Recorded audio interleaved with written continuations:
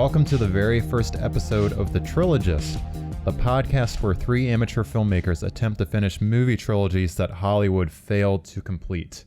My name is Nate Switzer. I'm joined by my two co-hosts, Jake Motz and Brady Reilly. Yes. So basically in this podcast, we are going to look at film series, or in this case, like two movies in a proposed trilogy.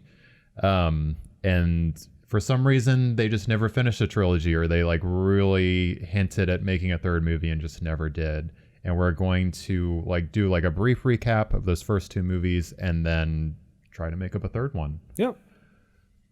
So we've each, it's worth noting that we each came up with a different idea for a third movie, and none of us know what the other person has so essentially made. We're writing the third installment to the trilogy separately from each other, and then we're going to pitch them later to each other and kind of decide who has the better ideas, or maybe we can combine some things, or and maybe get a movie deal. And yeah. If you're listening, fingers crossed. Disney, who owns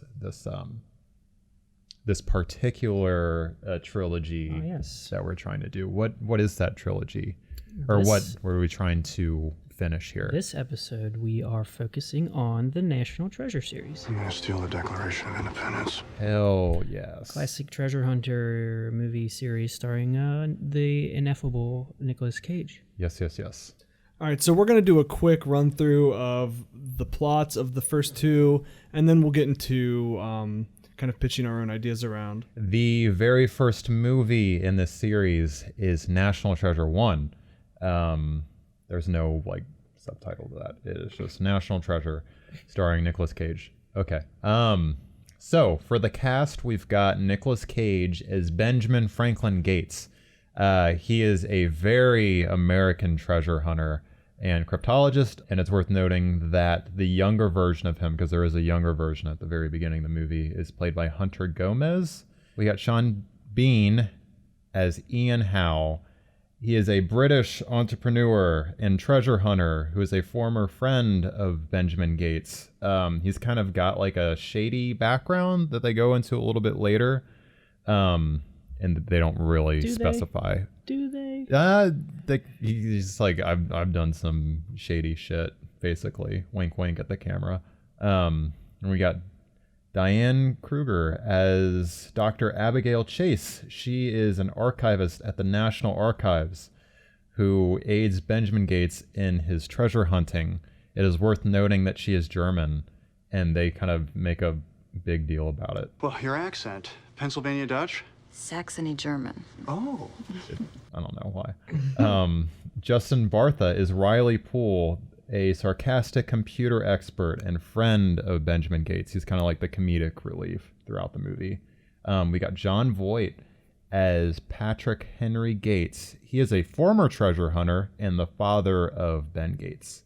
Then we've got Harvey Keitel as Agent Peter Sadusky, an FBI agent in charge of the theft of the Declaration of Independence. They really don't specify like what his position is in the movie, if I'm not mistaken. He's just like a special agent.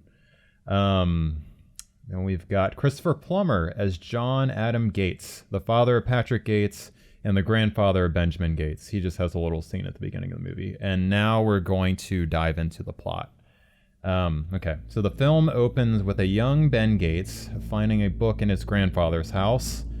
His grandfather, Christopher Plummer, explains that his great-grandfather, Thomas Gates, was given a clue by the founding father, Charles Carroll, right before he died. He gave Thomas a clue to the Templar's treasure. It's this treasure that has been passed down throughout generations, culminating into like this like huge, like unfathomable, massive fortune. They collected this big treasure, and then the founding fathers hid it for whatever reason. Ben's father, Patrick, kind of like walks into the room as he's explaining this to a young Ben Gates, and he's like, "No, don't waste any of your time with this treasure." And you kind of get the feeling that he's like burnt out on all that. So yeah, we cut to 30 years later, and Ben is traveling through the Arctic in search of the first clue, Charlotte. He's accompanied by the entrepreneur Ian and the computer expert Reilly. They find Charlotte and in the ice and discover it is a ship. So after they find the ship, they find a pipe. Their clue is a pipe, which leads them to believe that there is a treasure map on the back of the Declaration of Independence. So Ian believes they should steal the Declaration while Ben and Reilly disagree. This leads into a violent confrontation between them. You need to know if shark can catch. And Ian leaves the two for dead, but they manage to escape. Ben and Reilly go back to DC to try to warn Dr. Abigail that Ian intends to steal the document, but she doesn't buy it. So Ben decides they must steal the Declaration before Ian can get it to keep it safe. Thanks to Reilly's computer skills and Ben's stealth, they successfully steal the Declaration, but they run into Ian during the heist. They try to kill Ben while he's stealing the map, but Ben escapes. Unfortunately, he's also discovered by Abigail. Refusing to leave the map, Abigail accompanies Ben and Reilly to Patrick's house. They all discover that there's an invisible map on the back of the Declaration, and Patrick is horrified that his son has become a criminal. The next clue leads the three to the Liberty Bell, but Ian is on their tail. They find a pair of glasses in Philly, but Ben is caught by FBI agent Peter Sadusky. Abigail convinces Ian to rescue Ben in order to find the treasure, so an elaborate extraction is set up in New York City, and Ben is reunited with the gang once more. Okay, and this is kind of like the last act of the movie. The next clue leads them to Trinity Church. Ben tries to end the arrangement with Ian, but is revealed that Ian has Reilly, Abigail, and his father Patrick hostage, forcing Ben to continue to find this treasure with Ian. Through a set of elaborate traps and clues, the group ends up in an empty room deep beneath the church. Ben says the treasure is gone and convinces Ian that it's actually in Boston. So Ian leaves the group for dead while he heads there. Ben reveals to the group that he tricked Ian, and the treasure is in fact in their location. Ben finds a strange hole in the wall in that room and uses the pipe from in the very beginning of the movie. He kind of like fits it into this like hole in the wall and he turns it. And I forget, what was the fucking thing that he says?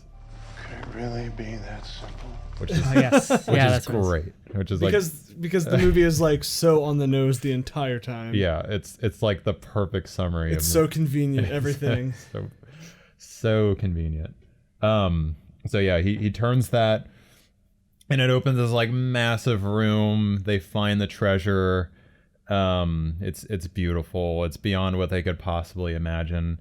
But then they exit the treasure room, and Ben uses this treasure as leverage to clear his family name, which has been kind of like this like notorious like kooky family that's been trying to find this treasure, but they've actually found it. So he uses it to clear his name, to get out of prison because of all the crimes that he committed, you know, stealing the Declaration of Independence and whatnot.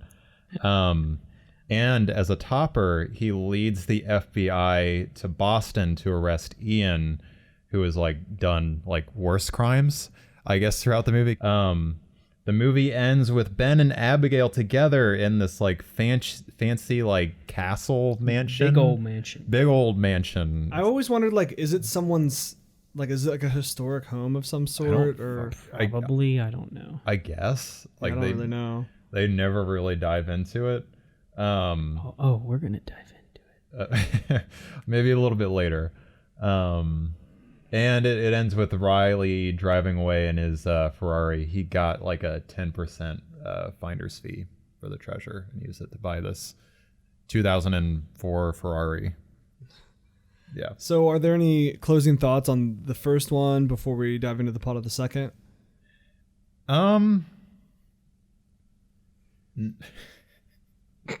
No. No, it's like it's a fun movie. You know, Yeah, it's pretty harmless. I would like.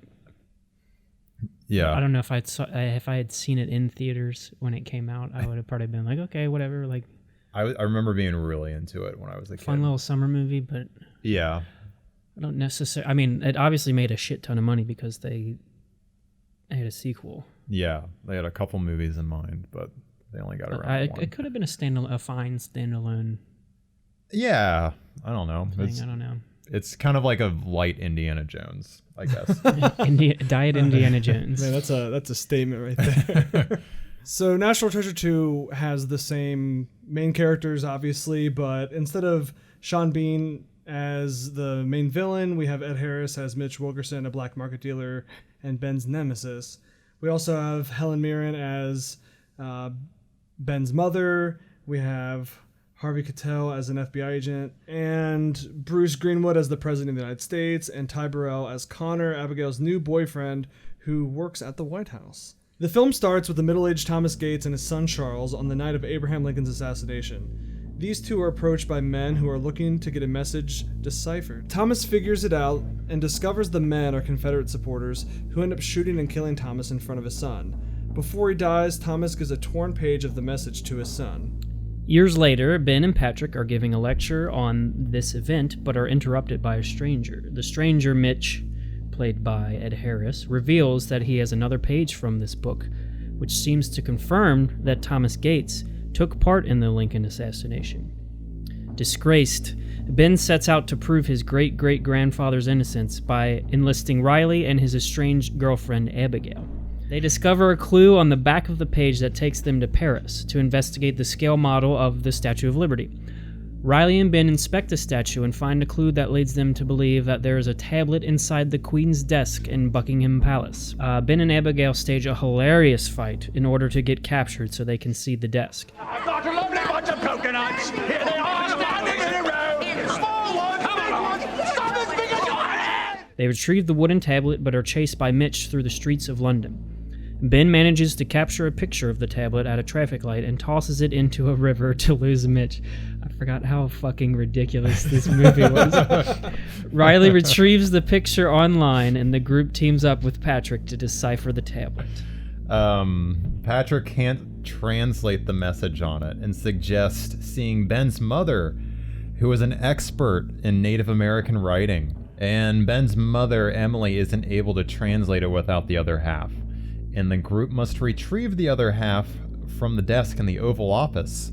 Abigail arranges a tour in the Oval Office with her new boyfriend, who is played by Ty Burrell. What's his name again? I forget his character's name. Connor, yeah. Her new boyfriend, Connor, and Ben joins so he can search in the desk. Unfortunately, they discover that when they pull open everything in the desk, that the spot where it used to be, there's nothing there. The group realizes that they need to kidnap the president so that he can give them the president's book, which may have the location of the missing tablet. It's a fucking long shot, but they've just gotta kidnap him. The president's book's essentially like a book of American secrets that only the president has access to. Is it the Book of Secrets? What do you say? Yeah, that's. I would say it's. You would say it's the Book of Secrets? I think it is. I think it's that. After some resistance. Wink. Why did I word it like that? Sorry. Hold on. That's good shit. After some resistance, the president tells him the book is in the Library of Congress, and that until they find this treasure, Ben will be hunted by the feds, because the president can't reveal anything about the book. So he's just got to find the treasure to clear his name. Again, just like the last movie. The president says, as a little side note, he's like, can you look at page 47 for me? And Ben's like, yeah, of course, whatever. Okay, so the group, they go to the Library of Congress. They get the book by pulling some fancy levers, and they're just fascinated by all the secrets in there. It's like the JFK assassination, the moon landing, but they're focused on this tablet. So Mitch discovers the photo because he's hacked Patrick's phone and forces Emily to lie about the translation in order to throw Ben and the gang off. Mitch kidnaps Emily, and they take her to Mount Vernon, where the tablet instructed them to go, but Ben and the crew figure out to go there as well and confront Mitch. Everyone decides to look for the treasure together to keep Emily safe. Ben discovers the opening in a rock and reveals the path to the treasure. After a series of traps, the group are placed in a tunnel where water will flood them unless someone stays behind to keep the door open long enough to get through. First, Ben is forced to do this, but falls, leaving Mitch to ensure their safety. He agrees to sacrifice himself if Ben promises to credit Mitch for discovering the treasure. Ben agrees, and the group discover the treasure, which makes them free from prosecution for some reason. The president asks Ben about page 47, which is the cliffhanger of the movie that never came. Yep. And I know that there are talks of a National Treasure 3 being made, and they have confirmed that the script is at least being written at the moment. Mm-hmm. So we just kind of wanted to get ahead of the curve with this this series to see if we can come up with some things. And I know like there's been a lot of posts on Reddit and things like that with other people's theories on what is going to be about. And I thought, we might as well do this ahead of time and see if we can land any ideas before the movie comes out. Yeah, possibly better ones. So, who wants to go first? I'll go first, but I mean, okay. it's Yeah, up to that's you fine. guys. That's fine. Go ahead. Yeah. Take it away. Okay, so at the end of the second one, as we said, the president asks Ben if he can help him with what's on page 47, and Ben tells him that he can, but it will be life-altering. So that's a pretty big setup. I wanted to, obviously, like a lot of people want to go for the Area 51 kind of route. Yeah. And something that could be life-altering in that direction. But I figured like maybe one of you would, or a lot of people online would. Maybe not. Brady's shaking his head no. I had the same train of thought. So I decided to make a little bit of a stretch and go a different direction. So for me, the film starts in 1848, near the end of the Mexican-American War.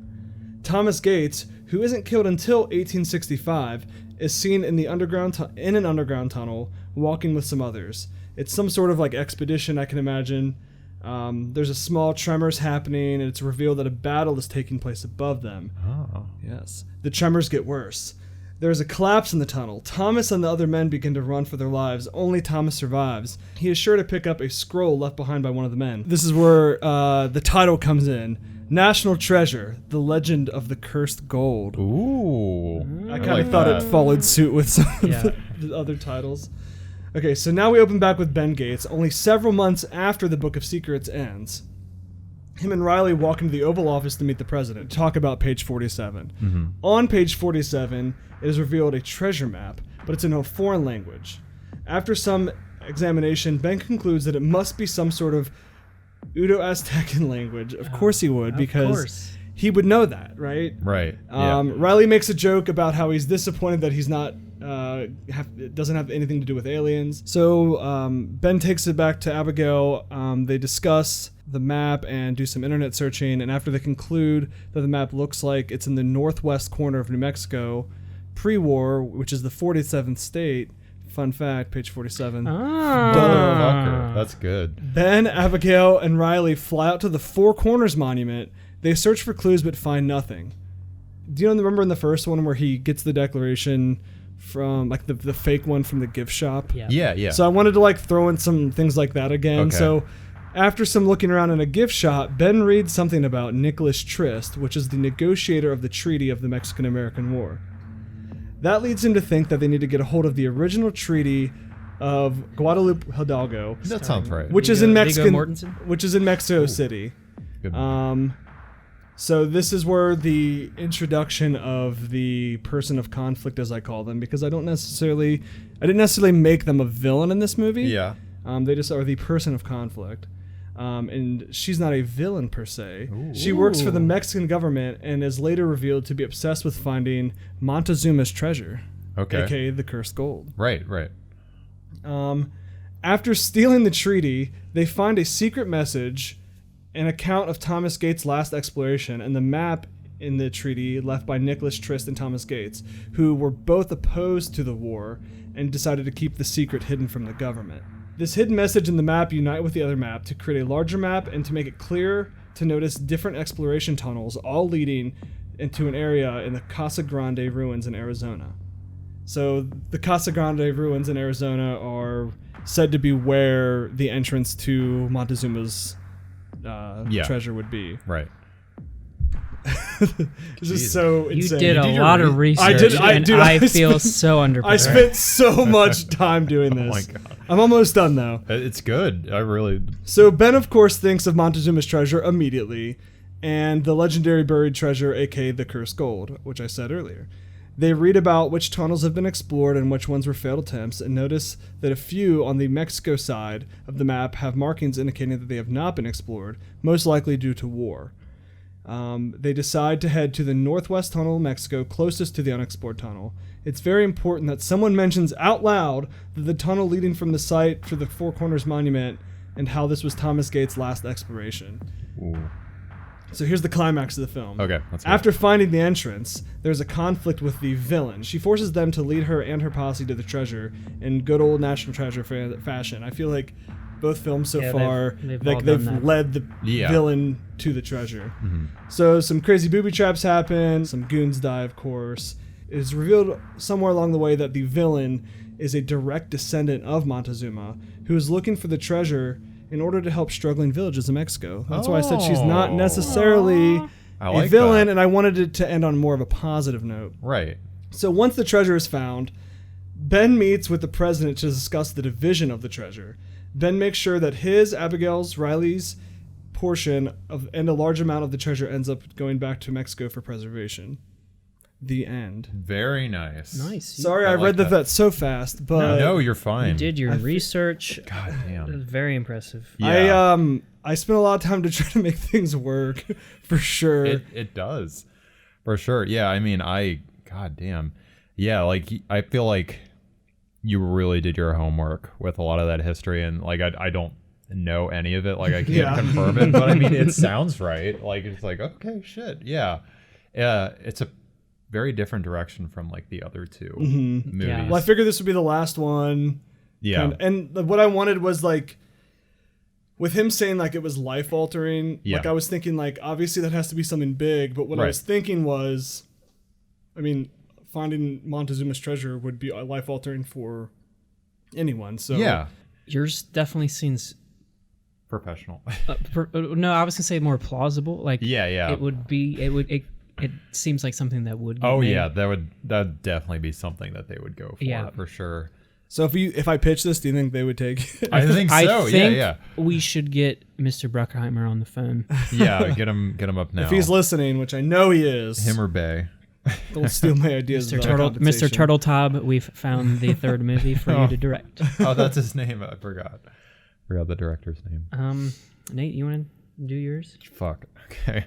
Yeah. Don't worry, we're gonna end on a whimper with mine. No, mine. Holy shit. Like, okay, I'll get into it, but I just, as a like preface, I didn't do a ton of research into like American history. Mine's more That's like. the thing. What I wanted to like keep in mind with all of this whole podcast is like some movies are obviously going to require way more research. Yeah. And it's going to be time consuming. With this, dealing with so much history, it was really difficult to make things work. So I don't want to stress too much about like making everything necessarily work. And that's why I just like broke some plot points down. Yeah. Okay. Should I just go into it? Sure. Yeah. Go for it. Jesus Christ. Okay. Here we go. All right. So the opening scene. The film opens with a teenage boy. He's sitting in a closet. He's hiding. And we hear of like an older man like calling out. He's like, Abe. The closet door opens to reveal John Adam Gates, Ben's grandpa, played by Christopher Plummer from the first movie, looking down at this teenage boy. He's just like hiding in the closet. This is Abe. John asks why Abe is hiding, and that they're going to be late for this honors award ceremony for Ben. And Abe explains he doesn't want to go. He's tired of his brother, Ben, from getting all the attention. So Benjamin Gates has a brother. It's Abraham. I forgot about the Abraham brother angle. Gates. Shit. Of course. So he's tired of him getting all the attention. John tries to comfort Abe, and he's like, "No, you're smart too. You've got your own gifts. Like, you don't have the best grades, but you got your own gifts." And he doesn't really elaborate on what those gifts are. Abe seems to like ignore this, and he's like, I mean, Ben, he's definitely going to find the Knights Templar treasure, which is mentioned in the first movie. So it's kind of implied that Ben has been like going around telling people, like, I want to find this treasure. And that's his like life's mission and everything. And then Abe is like, I want to find a treasure of my own. And then John, he's like, kind of pauses for a second. And he's like, okay, so I haven't told anyone this, but before Charles Carroll died, he also told Thomas Gates about another treasure. Oh, so convenient. How convenient. It's so convenient. So yeah, it's like, so we basically see this flashback from the first movie, but it's like extended, like the scene's extended. He's like, oh yeah, like before I die real quick. There's this other treasure. And he's like, not only is that like huge treasure there, but the Ark of the Covenant is also with it. But they didn't want to like pair it together because it's like way too much. So we kept that separate. And Abe is like flabbergasted. It's basically like the same thing from the first movie. They had them together, but it was like way too much to have that treasure and the Ark of the Covenant with it. So they kept it separated. Abe is like stunned. He's like what? I didn't know any of this. And John's like, don't tell anyone. Like no one else knows about it. The only clue that Carroll gave Thomas Gates was it lies with Washington. That's it. Abe is stunned and excited. And he's like, I'm gonna find this treasure. And then a teenage Ben, which is a horribly de-aged Nic Cage, runs into the room and he's like, what are you hiding for? Come on, we got to get to my awards ceremony. He's like, hurry up before it's too late. And then he like runs out of the room and John is like, don't worry, like you'll get your time in the sun. And then we flash forward to like present day. We kind of catch up with Ben and Abigail. They're still living in their castle mansion. Ben hasn't really done much since they found the City of Gold, but he's been content with like teaching at Georgetown University in DC. He teaches American history, of course. And there's kind of like hints throughout the movie, like that they figured out what page 47 is, but they never like explicitly. See, I was going to it. ask you, like, does yours relate to page 47 at all? Okay. No, they just tease it throughout the movie, just like another. Oh, so they're like, teasing it for a fourth, is they're what you're saying. Yeah, possibly. A mini-series on HBO. A mini-series. So they keep throwing it out there because, of course, that's what we really want to know. But, you know, that's how they keep us for the next one. And Abigail is now head of the archival department in the National Archives of DC. So she's moved up since her time there, despite not being American, which is a huge deal because she's German. And she should be American, according to Reilly in the first movie. They're married, and they have a 5-year-old son, John. Named him after his son of a bitch. His grandpa. I did the same fucking thing. God damn it. Yes. I love it. I can't wait to see your version of the son. In the next scene, we find Reilly and what he's been up to. Reilly's in a very dark place. Ooh. Oh, no. Poor Reilly. After writing another unsuccessful book and 2 failed marriages. 2 failed What do you have against Reilly? Dude, he sucks. He is a terrible person. He's like the worst. He's just like very unfunny. And now he works for he works for Geek Squad. And while he's fixing a customer's computer, he's like recognized. He's like, oh, didn't you work with Ben Gates? Didn't you find that treasure? Under his breath, he says something like, I wish I never met Ben Gates. Ooh. Man, there's some bad blood in this movie. Jeez. This is the gritty reboot of National Treasure. Well, I you got to keep it fresh and take it into another direction. Directed by Zack Schneider. Basically. And then, like, it just so happens that he has the TV on and Ben's getting, like, the Medal of Freedom from the president. Ooh. And Reilly's just, like, pissed. And then we cut to Ben receiving the medal. So why is Ben receiving the medal? Oh, just because he's great. Oh, okay. Also, quick question. Is it the same president? Where does this fall on timeline with this is like real time. Okay, so this is like 12 2020. years after. So it would not be Okay. possible for that president to be the president. No, not in this universe. He's there, but he's Okay. not like the president. Gotcha. They've got like a cool. He president. didn't enact like a totalitarian. No. This is an regime. alternate timeline where like COVID and none of that shit happened. okay. It's like the ideal present day. Boy can dream. He sure can. Okay, so we cut to that. I'm sorry, I'm taking a very long time to get through this. I'm gonna try to speed up here. So he gets his medal, and they're kind of mingling, and then some like staff member comes up with the phone, and he's like, "Ben, like this is for you. You got to take this." And Ben takes the call, and he's like, "Oh my god." Abigail's like, "What's wrong?" And he's like, "My parents, they're both gone." And Jesus. I'm sorry, it's got to get dark. You're trying to.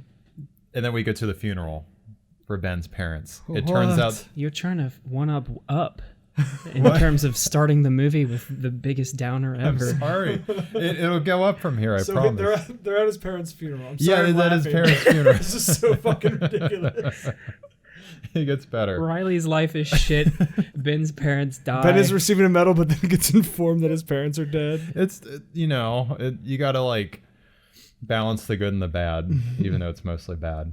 So they go to the funeral. It's revealed that they were in a car crash. Sorry. Jesus. They crashed into the Washington Monument. They lost control of the car. But yeah, they're all there. They run into Reilly. They kind of have a heartfelt exchange with Ben. He's like, they're like, oh, like we should catch up. But then they see, like, out of complete shock, Abe is there. Ben's like long estranged brother, who's played by John Travolta. Of course. Whoa. Oh man, It's a face-off reunion. That's a great casting, I think. Yeah. That- Casting. And they're identical too. And it turns out that Abe was in prison for a long time for like this like armed robbery thing, but he's like turned a new leaf now, and he's like, Is he like a born again? yeah, he's kind of like a born again, not like full born again. He's a born again American. Jason Bourne again? Yeah, Jason Born Again. And he's like running this charity that help homeless people in DC. Like he's a great guy. Oh, so he is actually. A So good he's person. he's the only good person in this movie, apparently. You'll see. Oh, no. So they haven't talked. So this explains his absence because he was in jail for like the whole time during the first two movies. And then Abe comes up to Reilly and he's like, like we should grab a coffee sometime. And so that's what they do. So they go grab a coffee and they're kind of like exchanging. And he's like, I see where you go. Reilly, there's this treasure that I heard about, the Ark of the Covenant. My grandfather told No me one's about ever it. heard of this treasure. No one's before. heard about it. No, it was only Indiana Jones doesn't exist in this. yeah, it was only in the first Indiana Jones movie. And he tells him this clue, and he's like, I've got a lead on the first clue. Riley's like, oh, I don't know. And he's like, but I really need your help. And he's like, we'll split the treasure 50-50. And he's like, oh my God, like, why would you do this for me? He's like, because I know what it's like to be in Ben's shadow. And then, while grieving for his parents, Ben tries to go back to work, but receives a disturbing call from FBI agent Sadusky from the first movie. Who died now? Yeah, no, he's still alive. His son is dead No. in a car accident. No. He did some digging, FBI agent Sadusky, and he's like, the reason that your parents crashed is because their brakes were cut. And he's like, who would do, Ben, like, does anyone hold a grudge against you? And he's like, I think I know a guy. And then we see Ben and Abby go to a prison. They fill out their sign-in sheet, blah, blah, blah. They go to, like, that visitation window with the phone. And he's like, hello, Ian. And Ian shows up from the first movie. He's in prison, and he's like... Oh man, I think I know where you're going with this. Bringing back Yeah. Sean Bean. It's like, so what do I owe the pleasure? And Ben's like, he's trying to like figure out, like, I know you had something to do with this. You're the only one that's alive who still has something against me because the villain in the last movie died. And he's like, I had nothing to do with it. But when I was in prison, I did share a cell with your brother, Abe. Oh, convenient. That's what this is all about. It's all about convenience. And he told me about this master plan to find the Ark of the Covenant and get revenge on you. He told me that he was going to kill your parents. And he's like... And he also told me the first clue for this treasure. It lies with Washington. And he's like, why would you help me out with this? He's like, because like I hate you, but I also respect you. And we just leave it at that. And they're like, okay, we need to call Reilly, get him on the phone. They try calling Reilly. He can't be bothered. And he's like, okay, like what does this clue mean? And the three of them have like a brainstorming session. Like it lies with Washington. And they realize, because they just come to this conclusion, that the location of this treasure is inscribed on George Washington's wooden dentures. Oh my god. It's buried with George Washington's body, and Ben's like, I know what I have to do. So they have to exhume George Washington's body? Hold on. He says, I'm going to dig up George Washington's body. That's what he proclaims. He's like, I'm gonna dig it up. I see the shot. Yeah. Slightly lower. Yeah. And then we cut to Reilly and Abe like breaking into Washington's tomb, and he gets like several calls from Ben throughout the thing, and he doesn't answer. And Reilly does some computer hacking because that's all he's good for. They break in, they open the tomb, and there's nothing in Washington's grave. It's empty, and Reilly's like, he's like, what the fuck? Like, there's nothing here. And Abe's like, of course there's nothing here. And he like incapacitates Reilly. And Reilly like wakes up, he's like tied up in Washington's tomb, and he's like, what the fuck, man? Like, I thought we were a team. And he's like, no, I know where the real clue is. It's not here. I'm torturing Ben. I'm gonna take out everyone he loves, and when he finds you here, you're gonna be long dead. So it's a Disney movie, Nate. No, it's like a little bit darker. What is yours rated? PG-13. It's their first rated R Disney movie. Well, the other two were PG, right? Yeah, they're PG. This one takes It's a little grittier. Yeah, PG-13. A lot of death and... No, not yet. I mean... He seals them up. So Ben and Abby find Reilly in the nick of time. They get him out. Reilly has this like heart-to-heart with Ben. He's like, I'm sorry. I should have trusted you. And Ben's like, I'll give you credit next time. Seriously. Like, if you need help, I'll help you. And they're like, okay, but we've got to find this treasure, and we've got to stop my brother. So they're like, okay, it lies with Washington. What could that be? And they realize that the treasure is located in the Washington Monument. God damn it. Where... Quit stealing my shit. I'm sorry. Where his parents died. They meet Abe. They have this confrontation.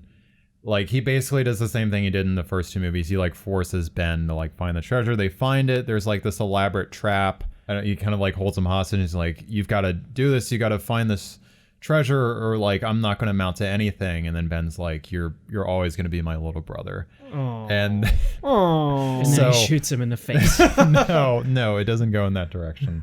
I promise, it's only lighthearted from here. So they all of them like work together. Last 15 minutes. Thank God. So they all like work together. They find the treasure.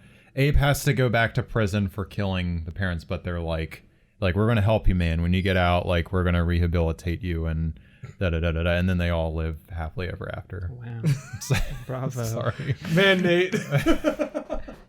Who hurt you, Nate? Yeah.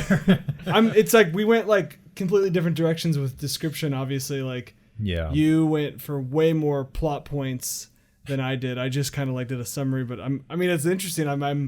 I could see that also being a National Treasure movie. Maybe not all the, but it's too dark. It's really pretty dark. That's my only. I think my pitch for this would be like, this is like a passion project for Nic Cage. So they're like, just do whatever you want. I mean, Cage. It would honestly be really cool to like have a darker National Treasure movie. I think this is more of like this is Nic Cage post Mandy. This is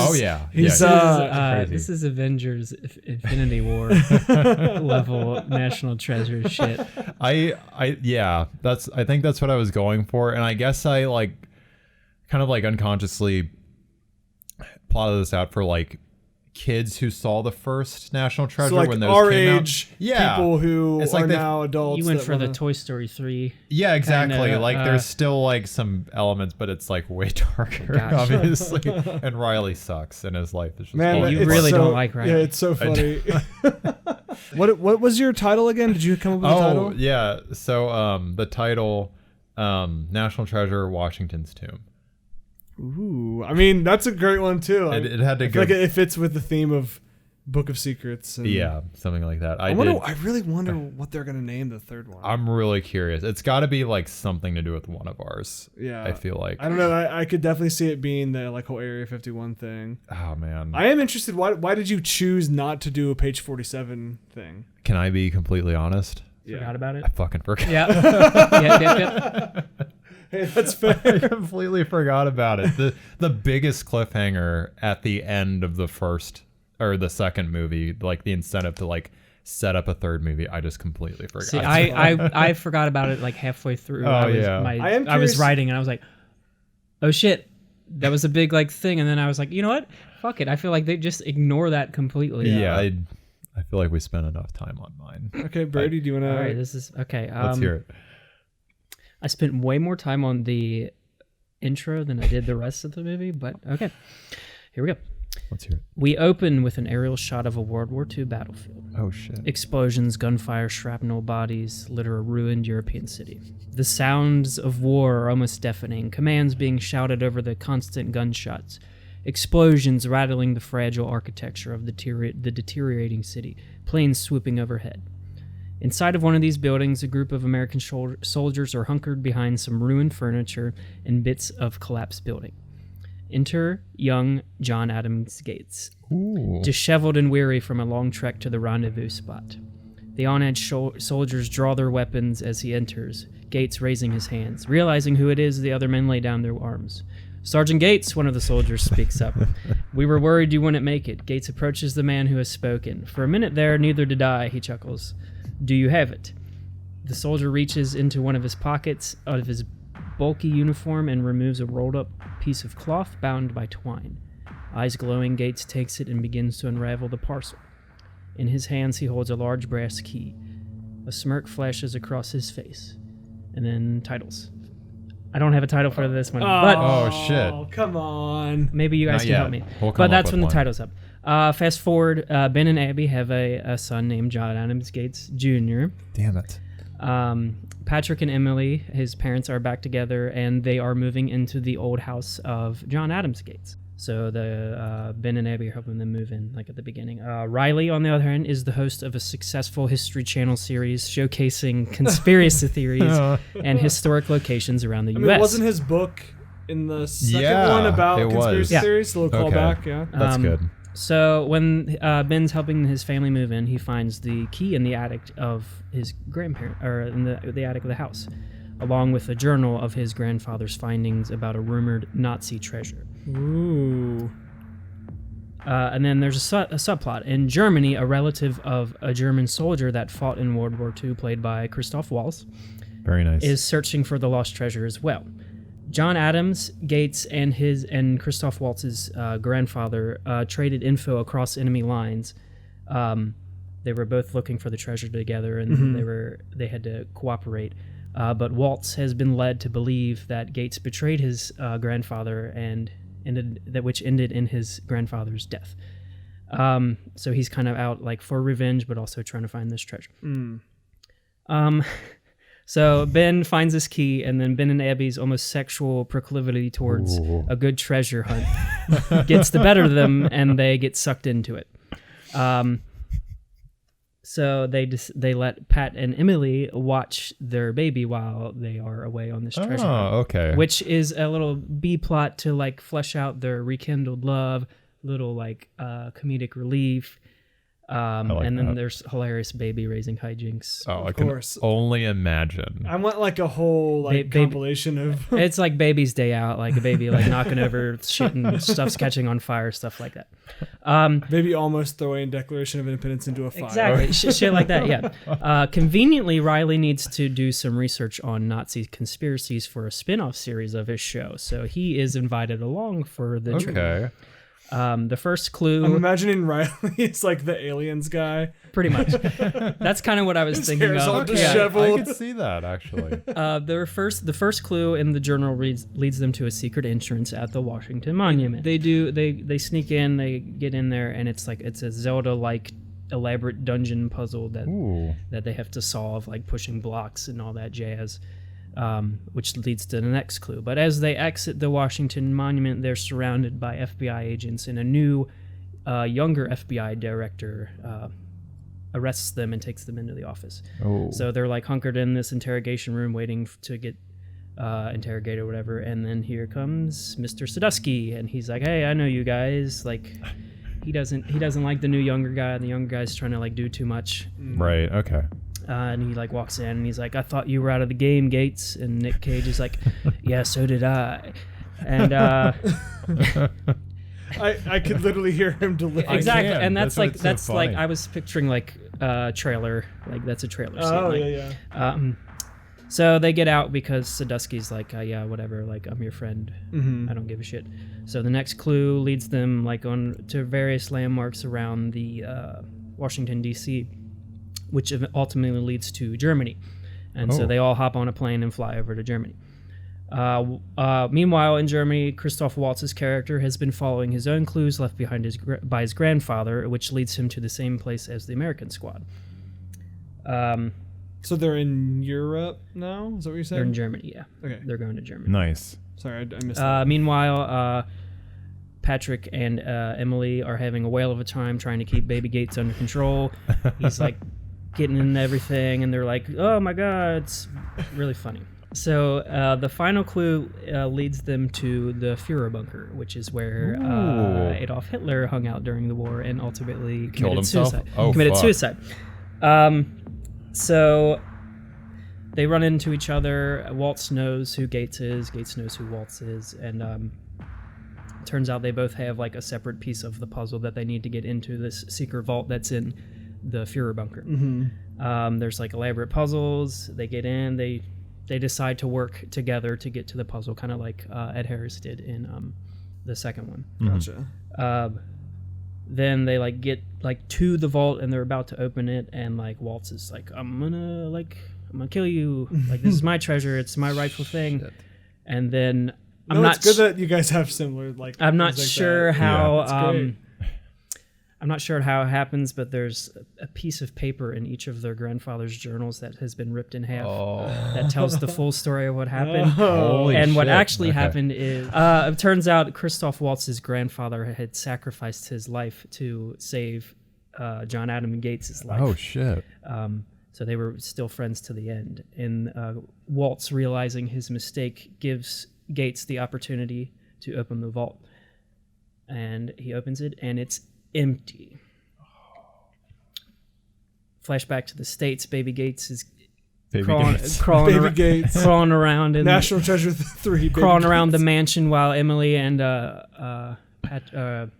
Patrick are getting hot and heavy. And he finds this secret area in the house, and then they realize that the baby's gone, and they go find him. They open it up, and in the secret thing is the secret treasure, and it's been under their noses this What is entire the time. treasure? What is the Nazi treasure? It's you a think? secret Nazi treasure. Okay. I never Is that specifically decided what it was. trying Just to be think a of bunch a- of gold or just like an ancient artifact, but Yeah. I wanted a twist ending where it was just in the house the whole time, and I like that. they wasted all this time and money and energy to Just kind of like the National Treasure franchise. exactly. Oh yeah. Huh. I'm trying to think of like an appropriate title for it, because like honestly, like I was I just thinking named mine- something to do with family, because family's a big recurring theme throughout the thing, because like you got the German guy who's trying to find his grandfather's stuff, and then you got Ben trying to find his grandfather's stuff, and then you got the subplot with the baby and his grandparents. that's a good idea. So yeah, with the inclusion of the child, I was also setting up the rumored series, National Treasure series. That's Oh gonna be on Disney yeah. Plus. Disney Plus is supposed So to be I one. was thinking it would be like Ben Gates' kid doing all the treasure hunting. Or Oh, whatever. cool. Kind of like a young Indiana Jones thing. I would like Gotcha. that a lot. Yeah, honestly, I would like that. Huh. I wish I could think of a title for it, but I can't. Baby Gates. I honestly forgot about the title. It's okay.